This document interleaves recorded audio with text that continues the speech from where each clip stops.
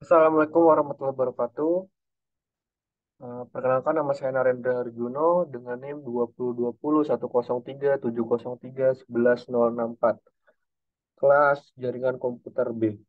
Ya, pada kesempatan kali ini saya akan menjelaskan mengenai tugas 6, yaitu di mana membahas mengenai HSRP Configuration Grid. Nah, di sini ada beberapa objektif di sini yang perlu diperhatikan. Selanjutnya di sini ada langsung aja kita masuk ke instruction. Instruction yang pertama itu verifikasi connectivity. Nah, langsung aja kita masuk ke PCA dulu ya. PCA di mana kita ini ingin melihat jalurnya gitu ibaratnya. Baru kita dengan cara kita ke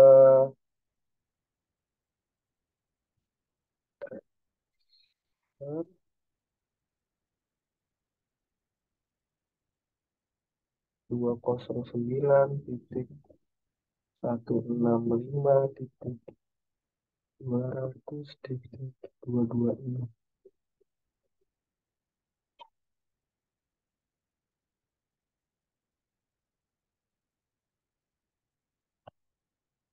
Nah, nah, jadi apa maksudnya di sini?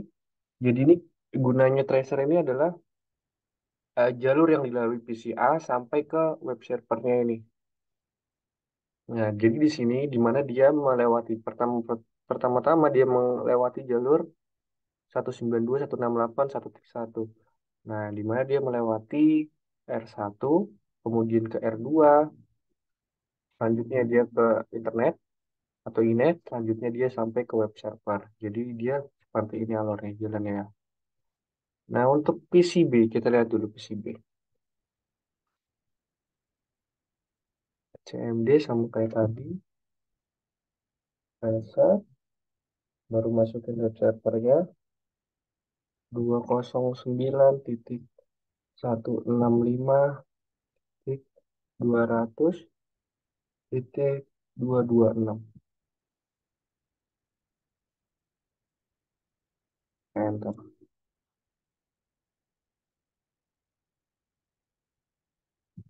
Kita cepetin aja. Nah, di sini komplit.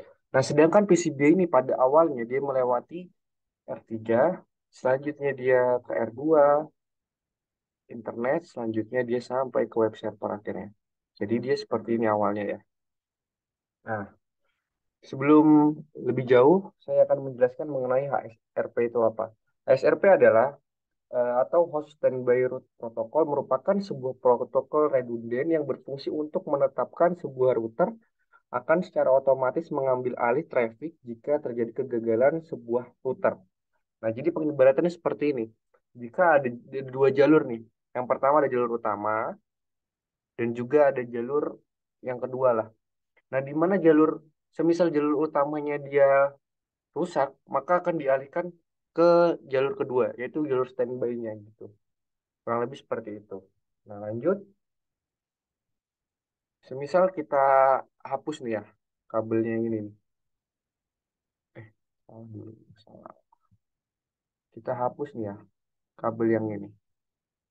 Maka otomatis kan dia tidak bisa lewat sini, maka nanti dia akan dialihkan. Nah, kurang lebih seperti itu. Salah lagi. Kita kasih kabel lagi. Sini, ini ke nol, ini ke sini. Nah, selanjutnya kita masuk ke gimana kita konfigurasi HSRP on R1-nya ya. On router 1. Kita langsung aja konfigurasi di sini. Nah, kita konfigurasi pertama di sini. Kita enable dulu. Kita konfigurasi terminal.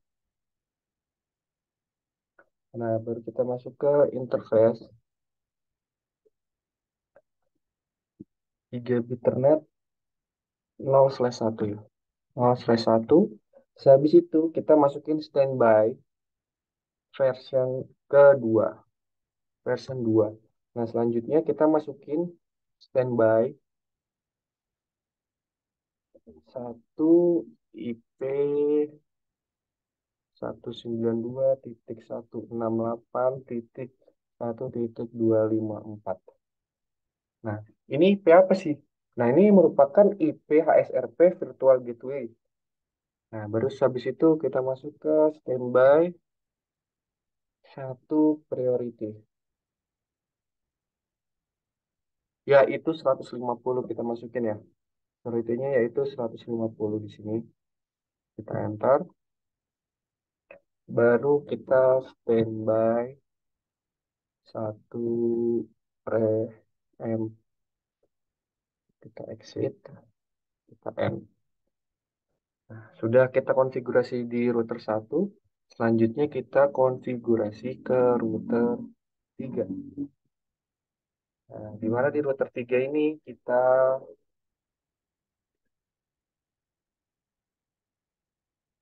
masukin lagi seperti tadi, kita enable konfigurasi terminal. Selanjutnya kita masukin ke sama seperti tadi, yaitu kita masukkan interface gigabit Ethernet 0/0. Selanjutnya kita standby juga versi 2.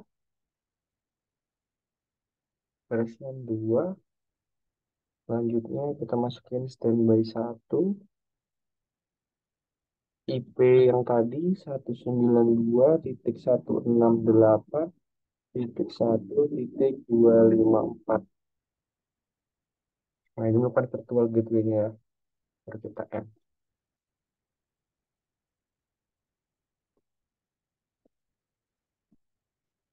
Nah, baik, selanjutnya